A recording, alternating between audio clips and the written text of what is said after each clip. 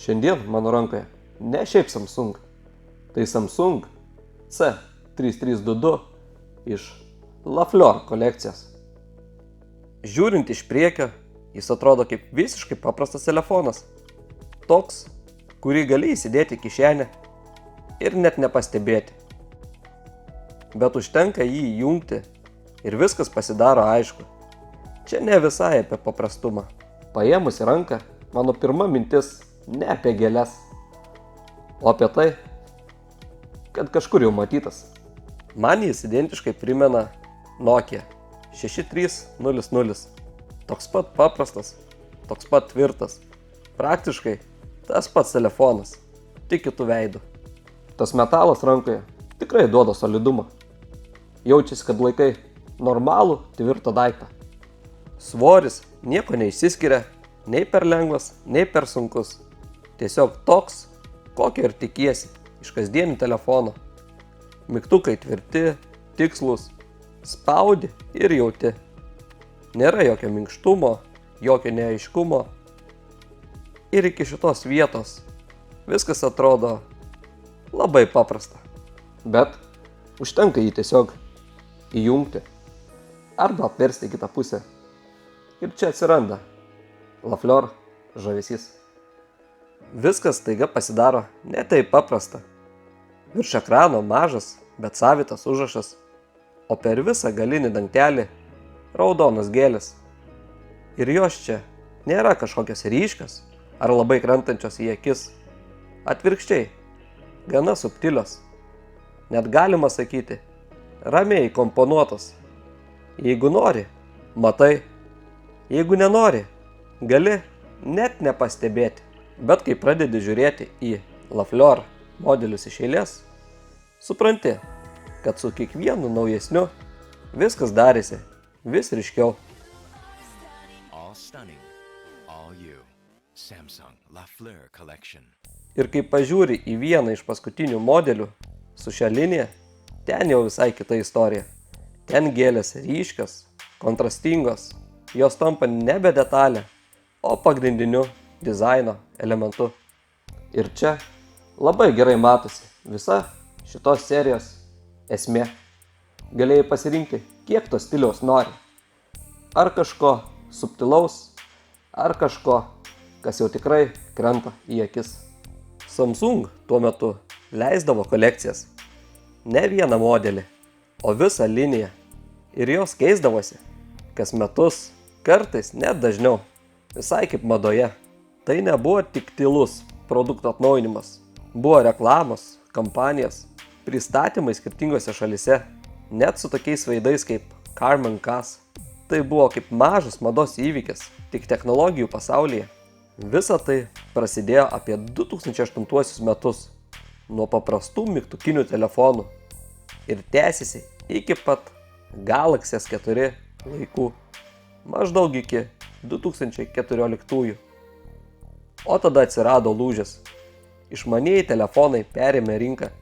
Visi pradėjo juos saugoti, atsirado dėkliukai. Ir tas dizainas, kuris anksčiau buvo pačiame telefone, tiesiog pasislėpė po plastiku. Ir taip Lafleur tyliai nulipo nuo scenos šviesų. Bet pats telefonas visai ne apie tai. Samsung C3322 yra apie naudojimą. Meniu paprastas, spaudi ir matai viską tinklelyje.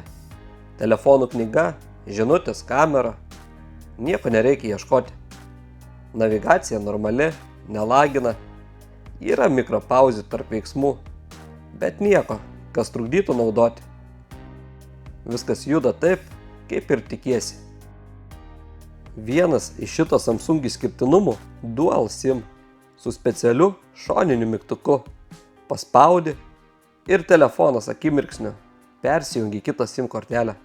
Tiesiog vienas paspaudimas ir jau esi kitame tinkle. Ir čia labai gerai prisimenu laikus su Nokia 3100, kai norėdavau turėti 2 SIM viename telefone. Naudojau tokį Dual SIM adapterį, pirktą vietinėme turguje.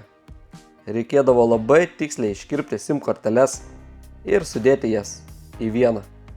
Norint perjungti į kitą kortelę, reikėdavo telefoną išjungti ir vėl įjungti. O čia vienas paspaudimas ir tu jau kitoje SIM kortelėje. Ir tada ateina momentas, kai pradedi rašyti SMS žinutę. Iš pradžių atrodo keistai, bet labai greitai perpranti. Simbolius ir veidukus pasieki paspaudę žvaigždutę. Labai patogu, paspaudi ir renkiesi. Ir manau, kas naudoja šitą telefoną, buvo tiek perpratęs rašymą, kad veiduką galėjo įdėti, net nežiūrėdamas į telefoną. O pats rašymo jausmas čia visai kitoks. Ekrane tekstas rikiuojasi ant linijų, tarsi rašytum ne žinutę, o tikrą laišką sąsiuvinyje. O jei nori pridėti kažką daugiau, nuotrauką ar dainą, paspaudi žemyn ir renkiesi iš ikonėlių.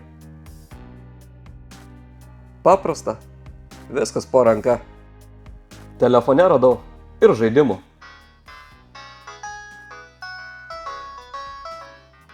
Bet yra vienas niuansas.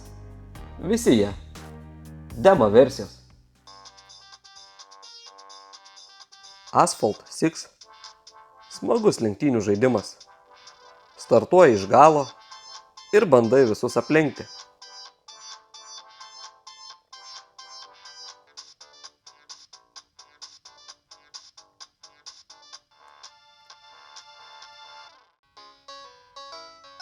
Green Farm.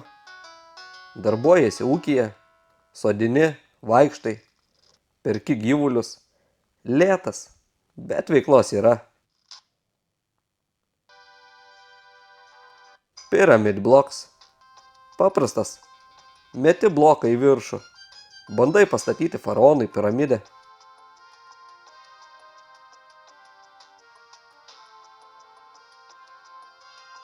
Ir čia iškart pajauti, koks tai laikmetis. Spalvotų žaidimų jau buvo begalė, bet už juos reikėjo susimokėti arba likti su demo versijomis. Be standartinių Samsung tonų čia rasi ir kiek gyvesnių dainų ištraukų.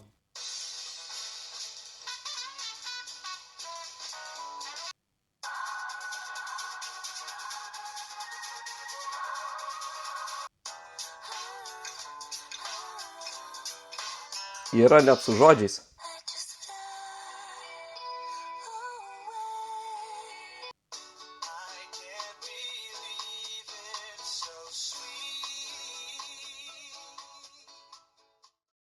Kamera čia 2 megapikselių. Iš pirmo žvilgsnio atrodo yra ir tiek. Bet realiai tuo metu ji jau buvo pasenusi.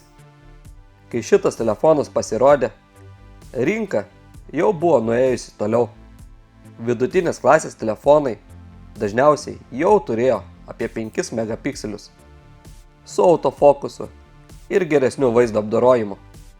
Ir dar vienas dalykas – nėra blykstės. Tai reiškia, kad vos tik prastesnis apšvietimas ir nuotraukų kokybė iš karto krenta. Tai kamera skirta labiau momentui, o ne kokybei.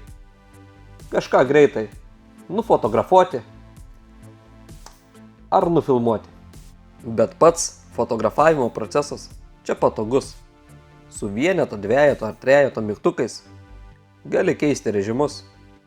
Nereikia landžioti po meniu, viskas vyksta iš karto. Ir galiausiai supranti, čia ne apie kokybę, čia apie tai, kad kamera tiesiog yra. Visgi įdomiausia tai, kad šiame telefone realiai nėra prie ko labai prikibti. Programiškai viskas veikia. Iš išorės viskas apgalvota. Kaip masėms skirtas telefonas, padarytas tikrai gerai. Čia vienas iš tų retų atvejų, kai gamintojas rado labai gerą balansą. Iš pirmo žvilgsnio tai buvo patogus kasdienis telefonas. Tiek namie, tiek prie darbo stalo. Bet jeigu dar turėjai La Fleur versiją, su juo drąsiai galėjai nueiti ir į madų renginį. Ir gal tame Visa esmė, jis nebuvo kažkoks išskirtinis ar tobuliausias to metų telefonas, bet su juo tiesiog buvo patogu gyventi. Aš Laimonas ir čia 53 archyvas. Vieta, kur sena technologija vėl atgyja. Iki kitų prisiminimų.